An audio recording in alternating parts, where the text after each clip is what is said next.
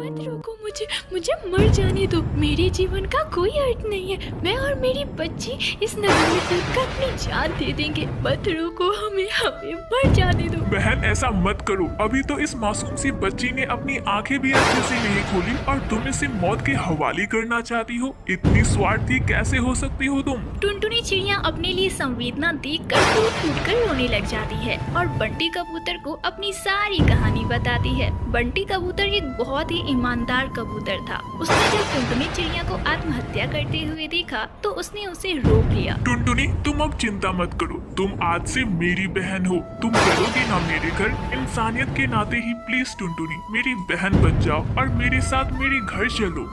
टुनटुनी चिड़िया की शादी कालू कौवे के साथ बड़े ही धूमधाम से हुई थी। कालू कौवा टुनटुनी चिड़िया को बहुत पसंद करता था, पर उसकी माँ सुंदरी कौवी टुनटुनी चिड़िया को जरा भी पसंद नहीं करती थी। सुनो जी, माँ का व्यवहार अजीब सा लगता है, बार बार मुझे टोकती है। लगता है उन्हें लड़कियाँ पसंद ही नहीं है। अरे टुनटुनी ऐसा बिल्कुल नहीं है, तुम नई आई हो ना, इसलिए तुम्हें ऐसा लगता होगा। अब सास सुंदरी कौवी टुनटुनी चिड़िया को बात बात पर ताने दिया करती। अभी टुनटुनी चिड़िया की शादी को कुछ ही महीने हुए थे कि वह कहती है, पड़ोसन की बहू के शादी के 2 ही महीने हुए हैं और वह पेट से है। तेरा पता नहीं क्या चल रहा है। शादी को 1 साल होने को चले, अभी तक मैंने पोते का मुंह नहीं देखा। पर माँ जी, अभी तो मेरी शादी के केवल 6 ही महीने हुए हैं। अच्छा, बड़ा जवान तेरा कैची की तरह चल रहा है। अगर 6 ही महीने हुए हैं तो भी तो अभी तक तू पेट से नहीं है। इसी तरह कुछ महीने बीत जाते हैं और टुनटुनी चिड़िया गर्भवती हो जाती है।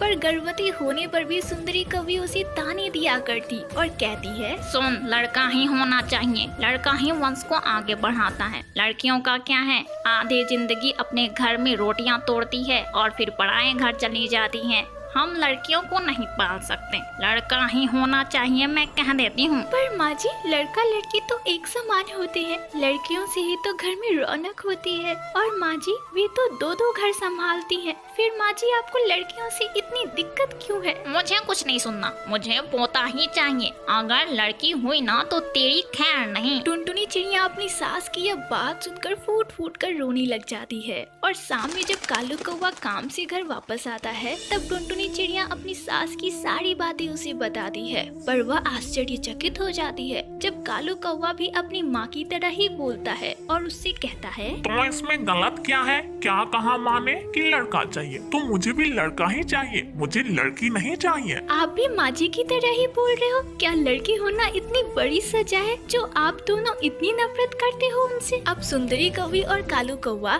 दोनों ही टुनटुनी चिड़िया पर चिड़ा पैदा करने के लिए दबाव बनाने लगे। ऐसे ही कुछ महीने बीत जाते हैं और टुनटुनी चिड़िया एक बहुत ही प्यारी चिड़िया को जन्म देती है। चिड़िया को देखते ही सुंदरी कौवी का पारा चढ़ जाता है और वह गुस्से से टुनटुनी से कहती है, करमजली, तूने इस मनहूस चिड़िया को पैदा किया, निकल जा मेरे घर से। अब तेरे लिए इस घर में कोई जगह नहीं है। अपना बोरिया बिस्तर बांध और निकल मेरे घर से। पर माँ जी, मैं इस हालत में अपनी इस छोटी सी बच्ची को लेकर कहाँ जाऊंगी?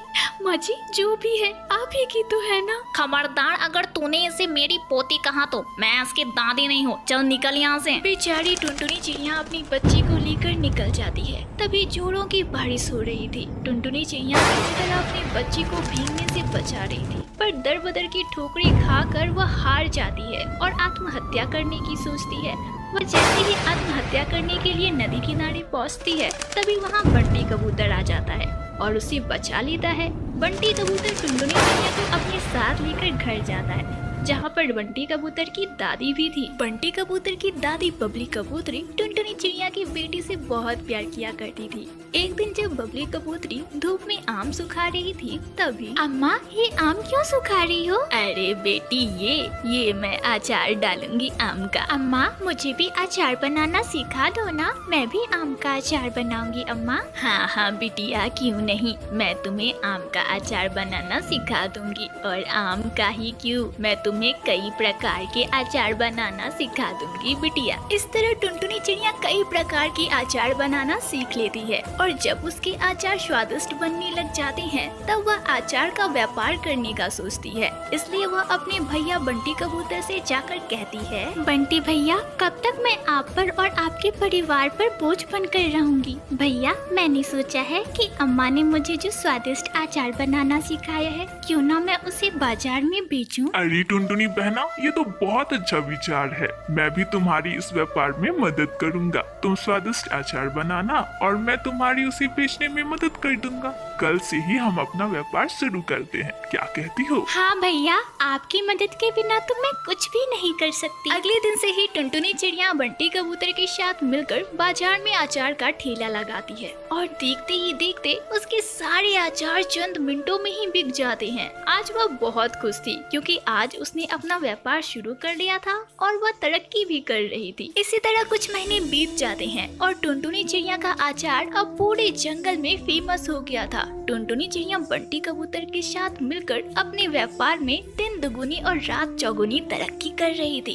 इसी तरह कुछ साल बीत जाते हैं और अब टुनटुनी चिड़िया के अचार की 4 फैक्ट्रियाँ थी। अब वह छोटी सी झोपड़ी में नहीं बल्कि बहुत बड़े बंगले में रहा करती थी। बंटी भैया, मैं तो कब की मर जाती, तुमने मुझे बचाया और तुम्हारे बदौलत मैं कहां से कहां पहुंच गई भैया। अरे टुनटुनी, ये मेरा नहीं ऊपर वाले का रहम है। टुनटुनी, मैंने तो सोचा भी नहीं था कि हम इतनी बड़ी हवेली में भी रहेंगे। तुम्हारा साथ मिला और देखो क्या से क्या हो गया, हम कहाँ पहुँच गए। हाँ भैया, आपने बिल्कुल सही कहा। आज देखो ना, मेरी प्यारी बिटिया पीहू भी अपने क्लास की टॉपर है और आज मैं बहुत खुश हूँ। एक दिन जब टुनटुनी चिड़िया अपनी हवाई मोटर से बाजार जा रही थी तभी उसकी नजर कालू कौवे पर पड़ी जो टुनटुनी चिड़िया के अचार की फैक्ट्री के बाहर ही बैठा था। अरे कालू, तुम यहाँ क्या कर रहे हो? टुनटुनी, मैं तो तुम्हें और अपनी बच्ची को देखने आया था। मैंने सुना है कि तुम बहुत अमीर हो गई हो।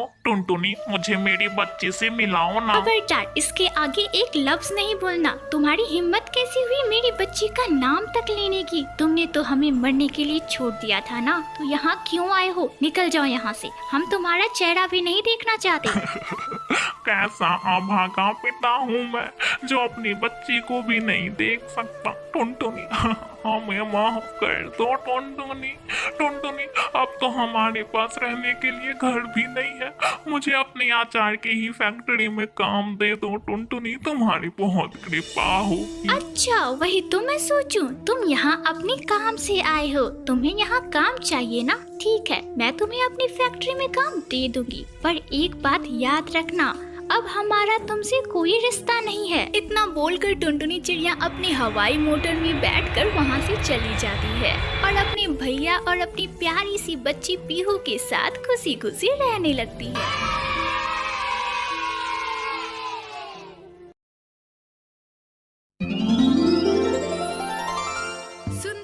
जंगलों में चिड़ियों का एक बहुत ही सुंदर आशियाना था। उसी जंगल में टुनटुनी नाम की चिड़िया अपनी बेटी टूनी, अपनी पति कालू कौवे और अपनी सास फूल कुमारी के साथ रहा करती थी।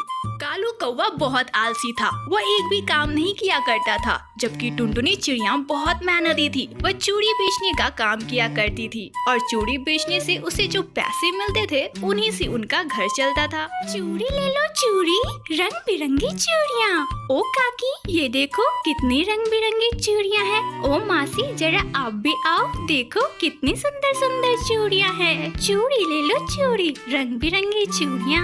अरे टुनटुनी, ये चूड़ी कितने के दिए? सुंदरी बहन, ये 20 रुपए के हैं। अरे बाबा, 20 रुपए? अरे सुंदरी बहन, पता है ना कितनी महंगाई बढ़ गई है, फिर भी मैं तुम्हें 18 लगा देती हूँ, इससे कम नहीं होगा। अच्छा दे दो, ये ले 18 रुपए। इसी तरह टुनटुनी चिड़िया रोजाना चूड़ियाँ बेचा करती और शाम तक वापस घर आ जाती। एक सुबह, अरे टूनी बेटा, माँ के पास से कुछ पैसे लेके आ। माँ, पापा पैसे मंगवा रहे हैं। तो रुका भी, मैं उनकी खबर लेती हूँ। क्यों जी, आप मुझसे पैसे क्यों मांग रहे हो? आपने तो कभी मुझे पैसे कमा कर नहीं दिए। मेरे पास कोई पैसे नहीं है। जब देखो तब पड़े रहते हो। कोई काम करने से मतलब नहीं। कोई काम करने जाते भी हो तो 2-4 दिन काम करके उसे छोड़ देते हो। सुनो जी, आज मैं आपसे एक बात साफ साफ कह देती हूँ, अगर आपको अपना खर्चा चलाना है तो जाकर कहीं काम करो, मुझसे पैसे मत मांगो। मैं जो चूड़ियाँ बेचकर 2-4 रुपये कमाती हूँ उससे मैं किसी तरह अपना घर चलाती हूँ। उस पर अपनी काली नजर मत रखो तुम। अच्छा तो तुम मुझे पैसे नहीं देगी? नहीं दूंगी मैं पैसे,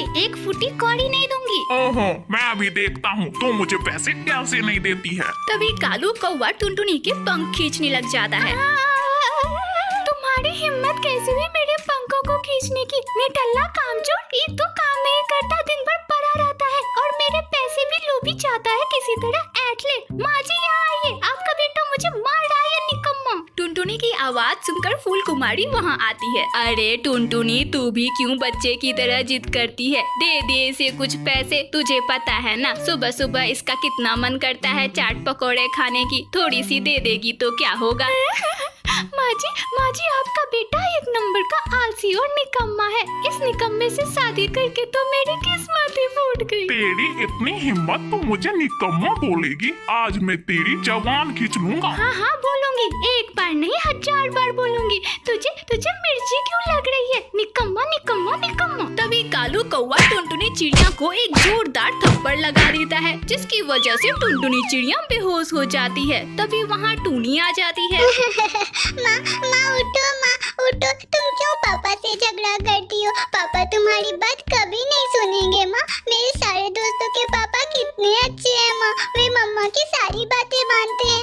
और एक मेरे पापा है जो हमेशा माँ से झगड़ते रहते हैं। कमबख्त, अब तू भी शुरू हो गई। मेरी नजरों से तुम दोनों माँ बेटी दूर हो जा, नहीं तो अभी तेरी माँ की तरह मैं तुझे भी कूट दूंगा। टूनी अपनी माँ टुनटुनी को वहाँ से लेकर चली जाती है। अगली सुबह टुनटुनी चूड़ी बेचने चली जाती है। चूड़ियाँ ले लो, चूड़ियाँ, रंग बिरंगी चूड़ियाँ। अरे बहन जी आओ चूड़ियाँ ले लो, देखो कितनी फैंसी फैंसी चूड़ियाँ आई हैं। अरे चूड़ी वाली बड़ी जल्दी आज चूड़ी बेचने आ गई। हाँ बहन, त्योहार का समय चल रहा है इसलिए सोचा कि सुबह सुबह ही आज चूड़ी बेच आऊं। हाँ बहन, तूने तो बिल्कुल सही बोला। वैसे ये तेरे चेहरे पर निशान कैसी है? क्या बताऊं बहन, मैं किसी तरह चूड़ियाँ बेचती हूँ और मेरा पति मुझे कितना मारता है। हम गरीब की तो यही कहानी है बहन। अच्छा तुम बताओ, तुम्हें मैं कितनी चूड़ियाँ दे दूं? अरे बहन, तेरी यह बात सुनकर मुझे बहुत बुरा लगा। चल छोड़, मुझे तो आज तेरी सारी चूड़ियाँ चाहिए। तू मुझे साड़ी ही दे दे। बबली कबूतर टुनटुनी चिड़िया की सारी चूड़ियाँ खरीद लेती है और उसे अच्छा खासा पैसे भी देती है। यह सब देखकर टुनटुनी चिड़िया बहुत खुश होती है और खुशी खुशी वापस घर आ जाती है।